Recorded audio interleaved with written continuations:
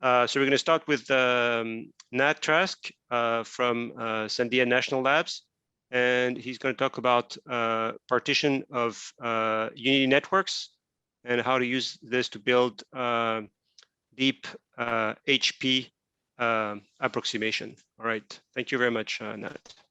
Great, thank you, Eric, and thanks for the invitation to talk today. This is a great meeting. I really liked it last year.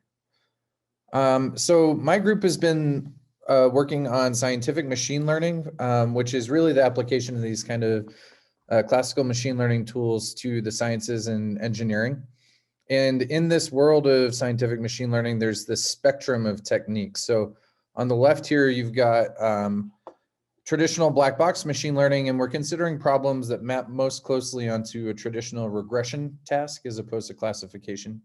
And so in this traditional way of doing things, you've got lots of data, you're taking advantage of neural networks being universal approximators and those kind of arguments. But as you move toward more scientific and engineering applications, you have to handle smaller data. And in that case, physics-informed machine learning has kind of emerged as this tool where you can impose biases related to known mathematical or physical structures. And you typically work those in terms of a regularized loss. You introduce a penalty parameter and so on. So what we've been focusing on is building what we call structure preserving machine learning.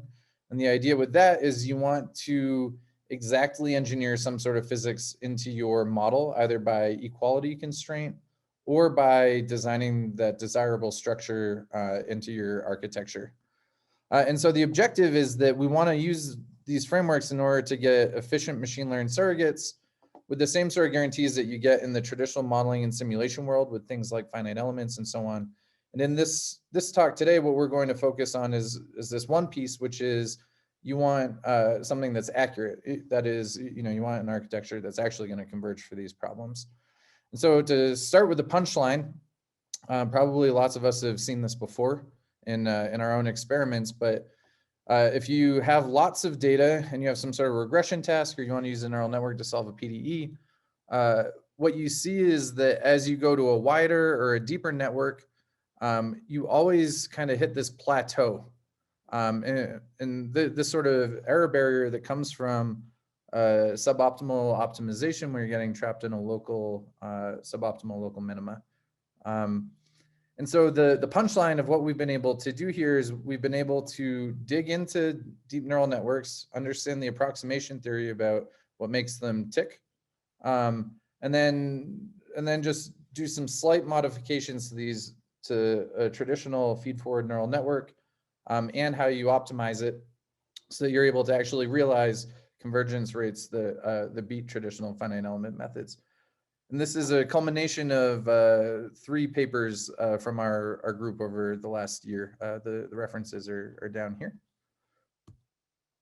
Okay, so what does a deep neural network do? So you've probably seen this a million times that people claim things about the universal approximation theorem, but really that just tells you something about convergence and certain infinite limits, infinite width, depth, data size, and so on, right? But if you want to actually use this for PDEs, then you care about the convergence rates, right? So as you scale up the width or the depth, how exactly does that converge and how can you tie that to error estimates and so on?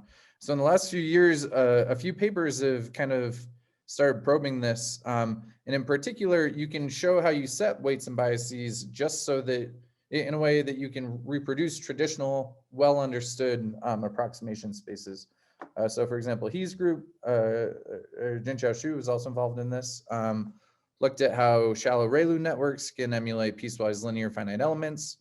Telgarsky and Yarotsky had these things probing the role of depth in neural networks, and those can reproduce multi-scale finite element spaces. So these kind of hierarchical finite elements with sawtooth like shape functions. And then this other paper from Opshore et al. Showed that actually neural networks, they can replicate a whole array of things. So free knot splines, HP elements, spectral elements, radial basis functions, all sorts of things. And so we had this paper where what we wanted to do was we wanted to be able to realize when you're using neural networks to solve PDEs, the thing that we're PDE people, we're discretization people. And what we wanted to do is figure out how you can actually discretely realize some sort of convergence. And so the perspective that we kind of pursued in this paper at the beginning of last year was, you can view a deep neural network as a collection of hidden layers, and you can group all of those weights and biases in terms of this chi-h. And then you have linear layers, which those weights are going to be chi-l. And you can view the output of a traditional multilayer perceptron as learning a nonlinear basis where the chi-h's are defining implicitly some sort of shape functions. And then you're taking an optimal representation of your data in terms of those shape functions. So if you do something, just regressing sine x, sine y, these lines, this is a shallow ReLU network, and these lines are where the ReLU activation kicks in. You can see that over the course of training, what's going on is that it's adapting this basis to the data, really no different than what would happen with PCA. And so we kind of took that and we tried, and basically the idea with this is you can develop these customized optimizers. So you can solve least squares problems in order to determine what the best value is for this layer, right? That's a globally optimal minimizer. And then you can turn around and do gradient descent on these hidden layer weights. And so we took that kind of idea. Mamakon's going to give a talk later today talking about how we applied this toward efficient optimizers for classification problems. But really, this is more of a philosophical thing, that we realize that once you use these efficient optimizers for training deep neural networks, you see how good they are at partitioning space, right? So on the right here, we have this peaks data set in this top row. And you can see that, in this middle picture is gradient descent. On this top right is this fast optimizer kind of thing that Mamakon's going to talk about, right? But what neural networks are amazing at is partitioning space, right? And the problem with approximation is that they have to partition space, and then they have to build approximation on that space at the same time, right? So if you want to use a neural network in this way, you're asking it to do kind of double duty. And so the idea that we had as finite element people, we saw partitions and we thought, oh, we should attach polynomials to those partitions, right? We want to do something like build up a finite element space on these kind of data-driven partitions of space. And so this idea is actually in that reference I mentioned from Offshore. This is my absolute favorite paper from the last year because it really gets to the core of what is it that deep neural networks are doing, right? And so they show, like I mentioned, that they can emulate many things. What we're focusing on is how they emulate HP finite element spaces. And what they show is this construction that there's a way for a sufficiently deep neural network, you can pick the weights and biases in such a way that one, you will partition space, and then for any, with even more depth, you can emulate monomials on each one of those partitions arbitrarily well, right? So this doesn't say whether you can realize that during over the course of training, and in practice, these kind of HP convergence rates are not actually observed if you just throw something in TensorFlow and you do gradient descent on it, right? But this gives you something aspirational, right? That this is how these things might actually be able to work. Right, and so what I'll do next is, so these are just some definitions, right? We all might be familiar with this, but so a partition of unity is a collection of positive functions that all sum to 1. So, given any point x, if you sum over this set of functions, it'll sum to 1. And in the PDE world, we're all probably familiar with the idea of a mesh, right? Or which forms some partition of space into disjoint cells. And then you get a partition of unity in terms of the indicator functions over the cells of that mesh, right? So, this is the unit interval partitioned into 3 cells. And then typically what's often done to build localized approximation is you'll attach a polynomial basis onto each one of those things, right? And that's exactly what Offshore is claiming that deep neural networks are able to do. But, just as a reminder, you can go through this process. There's nothing that tells you that you have to have disjoint cells. You can have partitions that kind of bleed into each other and so on. So the architecture that we've built is what we're calling partition of unity networks. And the idea is very simple. It's that you want to use a deep neural network just for building the partition. And then you're going to use polynomials for doing localized approximation rather than making the neural network do all of that at once. Okay, and so on the left here, you can see how we're parameterizing our partition of unity.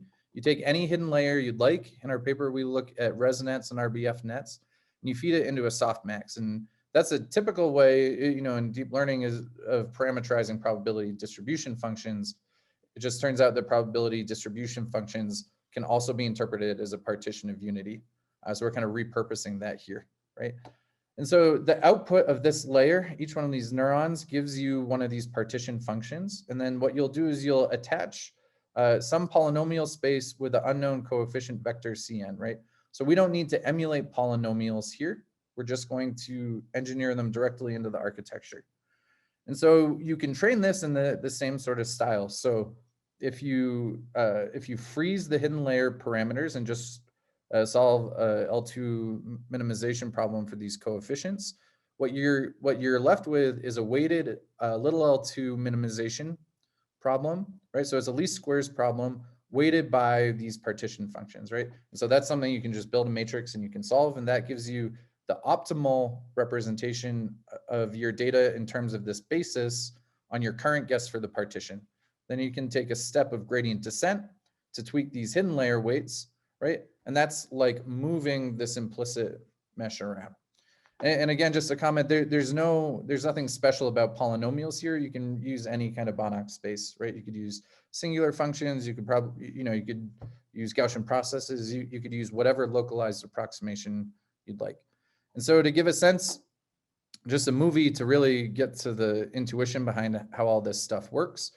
What we're going to do is we're going to try and approximate this dashed red line. This is just in 1D, right? Which is piecewise quadratic on each one of these subintervals, right? And of course, we all know that if you were to do this traditionally, the only way to get a good approximation here is to build a mesh which conforms to these interfaces between the piecewise polynomial regions, right?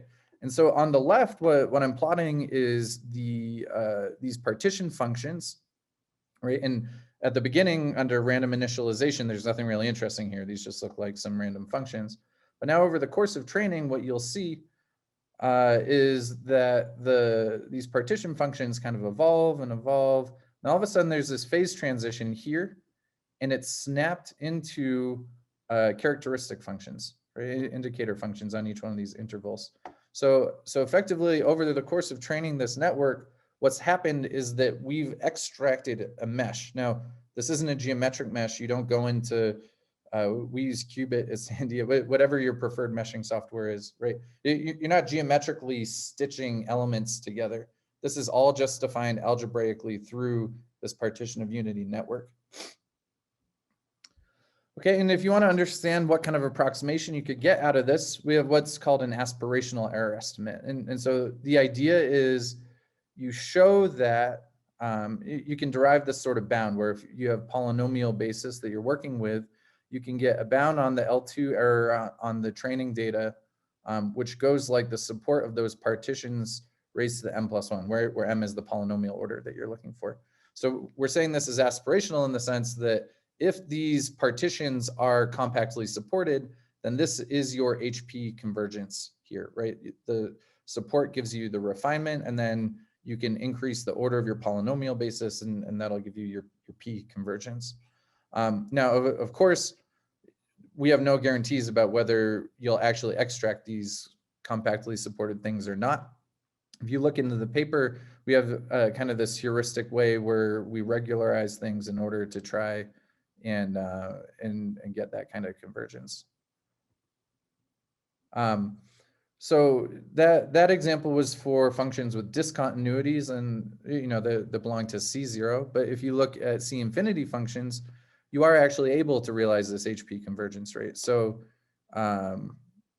so you can see here that on the left you have a traditional residual neural network. You hit this optimization barrier, like I mentioned. And for here, the hidden layer that we're using is an RBF network. So it's shallow. It's just a single layer. And on the x-axis, you can see the width of that network, right? So you're able to get down to like 10 digits of accuracy just with a width 8 depth 1 network. You know, this is particular to smooth data, but yeah, so you are able to realize this kind of convergence rate. So and just a quick question here. So just a clarification on your previous, can you show the previous slide? Yeah.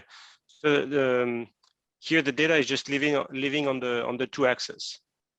Sure. Yeah. So what we wanted to look at was a problem where you had, so in this case, you have data in 2D that lives on a latent one-dimensional manifold. So we're sampling data that lives on the x-axis and the y-axis here.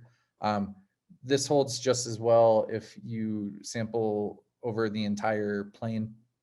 And we have these kind of experiments that where you can check how this depends on the dimension of the latent low-dimensional manifold. But this story kind of always holds up. That you get this kind of. No, but well, the question I had was, so what's the partition of unity here? It's basically going to be 4, like left, right, up, down, or where is it? How does it show up? Yeah, it doesn't map onto something as intuitive as that, right? As like human beings, if we were to build a mesh, we might do that, right? We might just break off these legs of this kind of crosshair shape.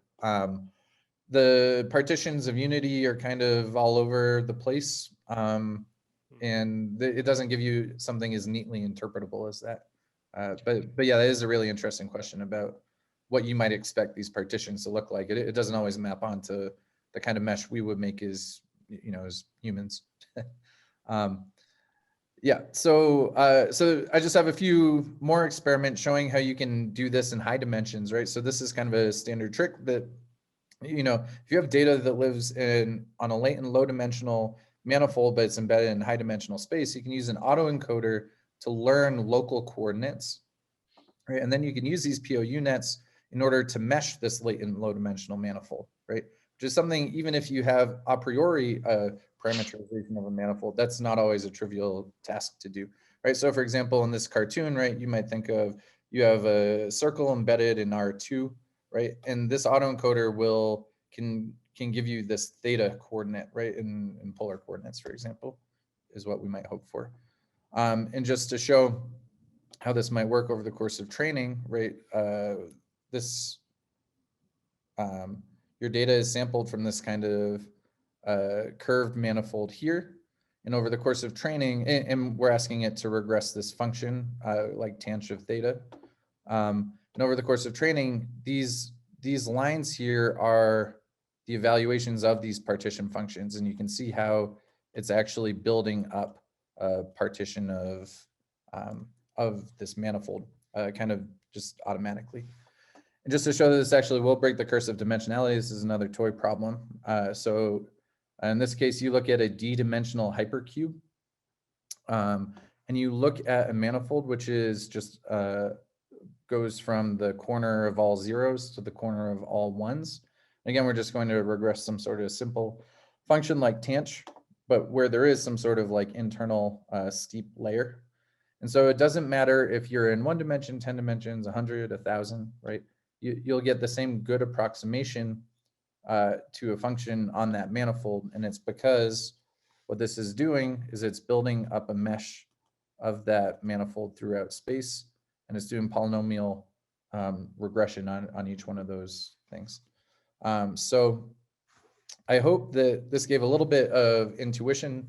These are kind of some toy problems. We're applying this now to doing some much more sophisticated things with this architecture, but this is meant to be a little bit of a tutorial for how you can use this architecture, right? And the idea is this gives you a differentiable construction of an HP element space, right? So just, you know, as opposed to adaptive meshing in the finite element world, you don't have to do anything fancy here, right? The mesh pops up automatically just by minimizing an L2 loss. So the kind of things that people do in order to do R refinement, like error estimators and optimal transport and all these kind of advanced things, this just emerges naturally out of this architecture, right? And it lets you remove humans from the loop in terms of meshing, right? And you can think about basically every engineering application that involves finite element spaces and meshing and so on, right?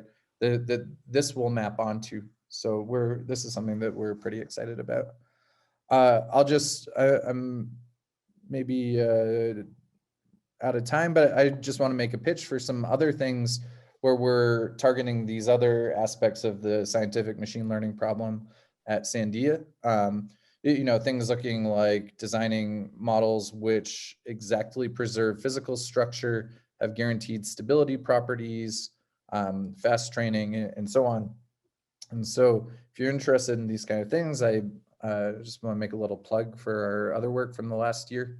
It's kind of difficult in quarantine to get the word out sometimes. I'd like to acknowledge the people who have contributed to all these different works. And so we have lots of projects at Sandia, more projects and interesting science to do than we have people a lot of the time. So if you're interested either in a postdoc, if you're a grad student, or for faculty members, if you're interested in collaboration, please feel free to reach out. That's my email address down there. And I'll just stop here and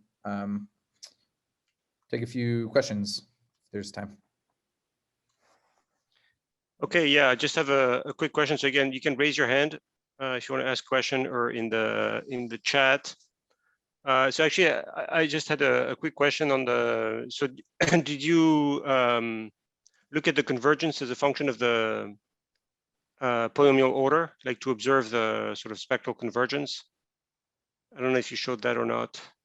Yeah, so that's kind of what we observe here, right? So if I actually don't have the polynomial fits along these lines, right? But these do map onto algebraic convergence rates here that scale with the polynomial order. It is interesting that, this is a least squares problem, which you have to be careful with in terms of ill conditioning, right?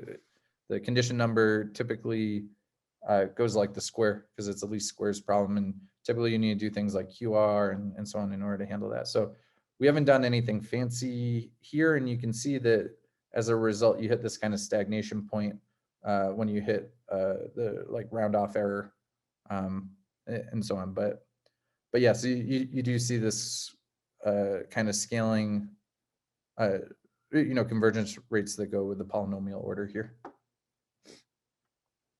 Great. All right. Okay. Other.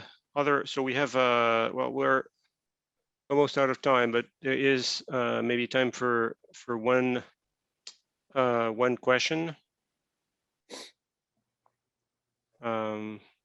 Questions from the audience, so you can type it in the chat. Okay, maybe not. All right. Okay. Well, thanks, Nat. Yeah. It's very nice nice work. So I think this HP convergence is something that is going to be very useful in going forward, because as you pointed out, the accuracy of current neural network is very limited. So in terms of engineering, you definitely need something more robust and can give us the usual, I don't know, 10⁻⁶ or 10⁻⁶